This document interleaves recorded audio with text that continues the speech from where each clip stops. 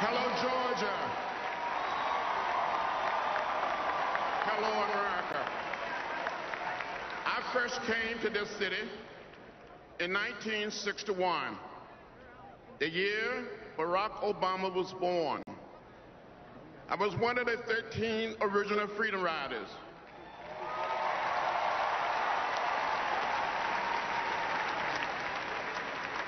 We were on a bus ride from Washington to New Orleans, trying to test a recent Supreme Court ruling that banned racial discrimination on buses crossing state lines.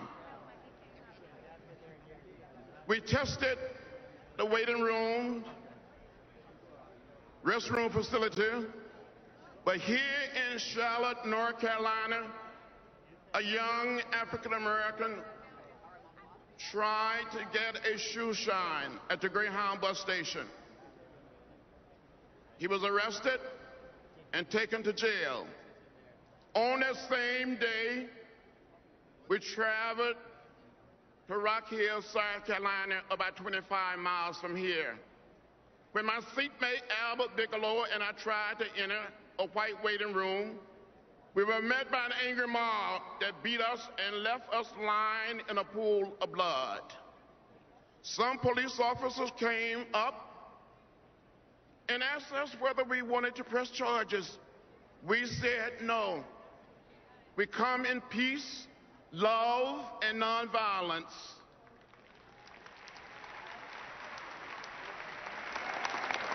We said our struggle was not against individuals, but against unjust laws and customs.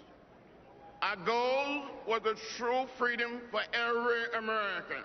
Since then, America has made a lot of progress.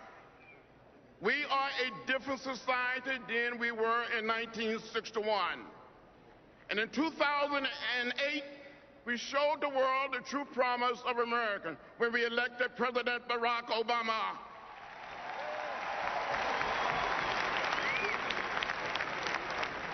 A few years ago, a man from Rock Hill, inspired by President Obama's election, decided to come forward.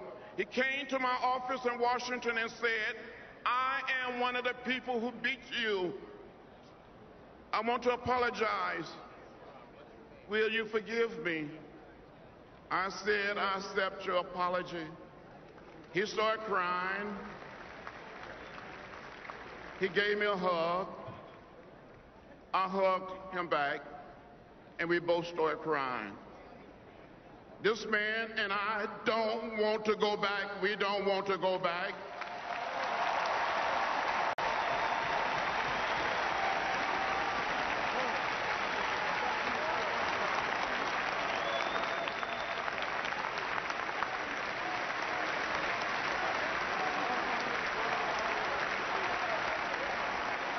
Brothers and sisters, do you want to go back?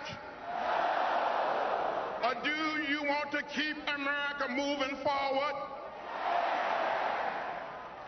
My dear friends, your vote is precious, almost sacred. It is the most powerful non-violent tool we have to create a more perfect union.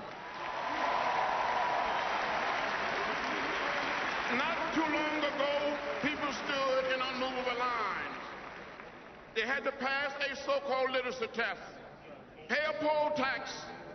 On one occasion, a man was asked to count the number of bubbles in a bar of soap. On another occasion, one was asked to count the jelly beans in a jar, all to keep them from casting their ballot. Today, it is unbelievable that there are Republican officials are trying to stop some people from voting. They're changing the rules, cutting polling hours and imposing a requirement intended to suppress the vote. The Republican leader in the Pennsylvania House even bragged that his state's new voter ID law is going to allow Governor Romney to win the state. That's not right, that's not fair, and that is not just.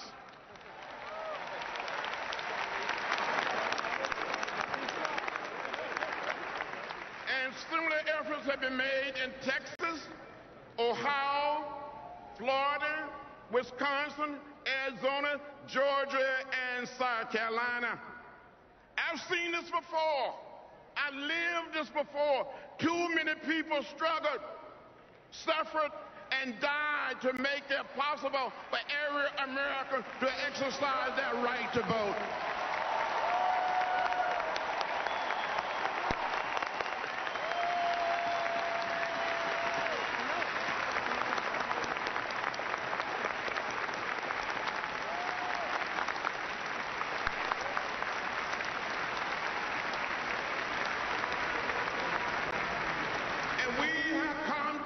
Together to ever turn back. So Democrats, we must not be silent. We must stand up, and speak out.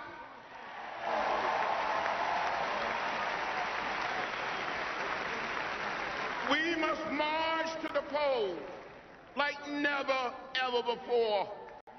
We must come together and exercise our sacred right.